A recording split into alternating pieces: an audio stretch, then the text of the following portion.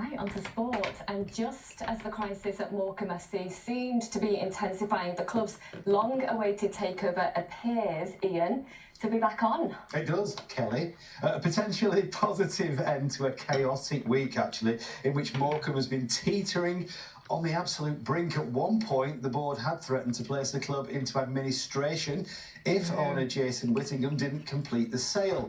He then got rid of the board and vowed to take control of the situation. A couple of hours ago, it was announced that a deal has now been agreed between Whittingham's Bond Group Investments and investment company Punjab Warriors. Well, let's now cross to Zoe Toes, who's in Morecambe for us tonight, and hopefully, Zoe, this can be the good news that supporters have been desperately hoping for. Yes, Ian, well, it is a bit of hope and hopefully a bit of progress. It's been a really busy week, a quite dramatic week as well here at Morecambe Football Club.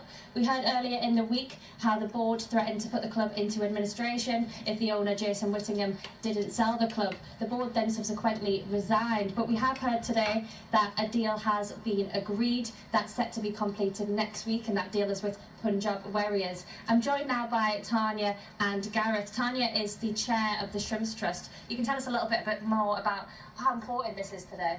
Yeah, it's really important, and a lot has happened. Jason Whittingham of Bond Group announced that they've agreed a sale of the club. We've been here before, so the role of the trust is to fact check that and understand what's happening. We've spoken to Punjab Warriors.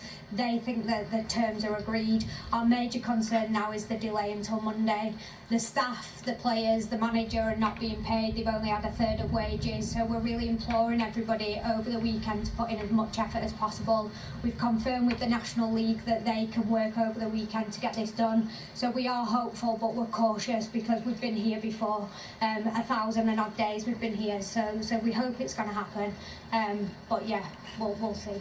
Yeah, and you know, from a fan perspective, Gareth, you've been a fan for over 20 years now. What kind of impact has all this had on you? It's been a real tough couple of years, not knowing the future direction of the club. We can't look forward to the new season, we can't sign players. So it's been a really worrying time, but fingers crossed we can get this over the line and we can celebrate on Monday evening.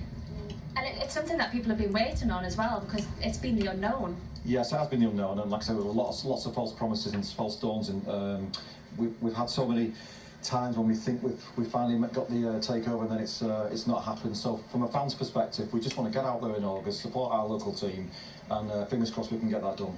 Yeah, absolutely, and hopefully it's a little bit of progress for the community here and for fans, and by the end of Monday, Shrimps fans will be hoping that this deal will be complete. Thank you very much, Zoe. We will, of course, revisit this on Monday.